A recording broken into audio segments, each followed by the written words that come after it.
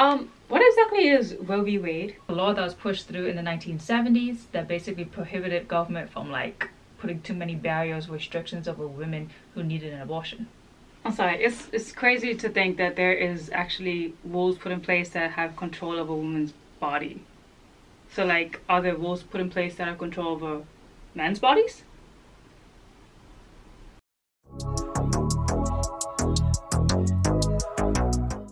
Why is it trending right now? So it's actually trending right now because someone actually leaked opinion from the Supreme Court that showed that the Supreme Court was like well in favor of overturning Roe v. Wade.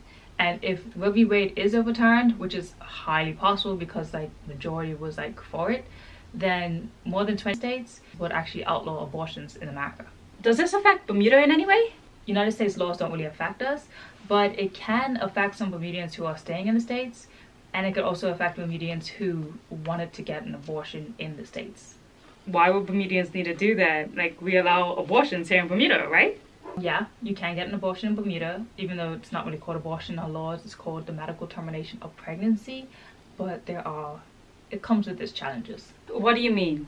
In Bermuda, our laws say that you have to have one of 3 reasons as to why you need to get an abortion. The first one being if it was like incest is a reason why you can get an abortion. The second one is like if a doctor sees that you'll physically harm yourself, like very unwell, and yeah, harm yourself would be the second reason. And then the third one would be if the doctor sees that the baby might be born with physical or mental abnormalities. Trigger warning. Rape is also mentioned under this section and the subsections defining sexual assault. You can find all of these reasons in Bermuda laws under the Criminal Code Act 1907.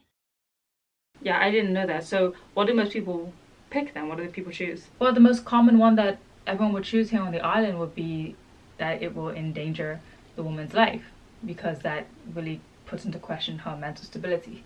So women in Bermuda choose that even if they are mentally stable and have another reason? Yes, they would, because they need the abortion. And what really is challenging about that too is that once you choose that option, then your name is forever put into the Mid-Atlantic Wellness Institute records. You mean Maui? Yeah. That's it?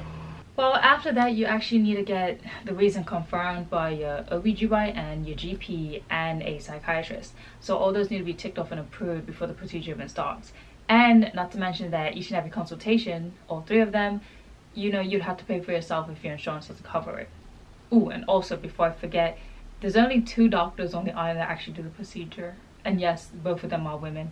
And the main reason why no one else really does it on the island is because, well, for religious reasons. Okay, but no, you still haven't explained to me exactly, like, why would a Bermudian need to go to the States then? How does this affect us? The reason why, like, most women would choose to actually go to the States and use the States instead of Bermuda is because in Bermuda, you only have up to 12 weeks. Like, once you pass that 12-week mark, you can't get an abortion here.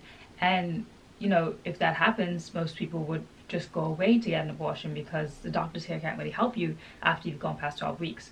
Also, even if you're under 12 weeks and you're doing the whole process, some doctors might actually encourage you to go to the States because of the privacy level. We're a really small island, and the privacy level is pretty small. And according to some women that I actually spoke to, some have actually had their information like put out there to the public, which is obviously against all like moral code and ethics of doctors. So it's sometimes suggested to go to the States. Also, the last reason being you might not want to have your name put into the Maui records. So those are the reasons why women would choose to go to the States.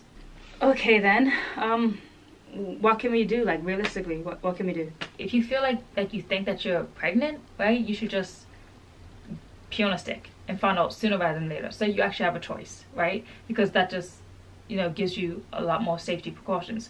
You can also share this with a friend, obviously, let other people know what these laws are about and how they affect them.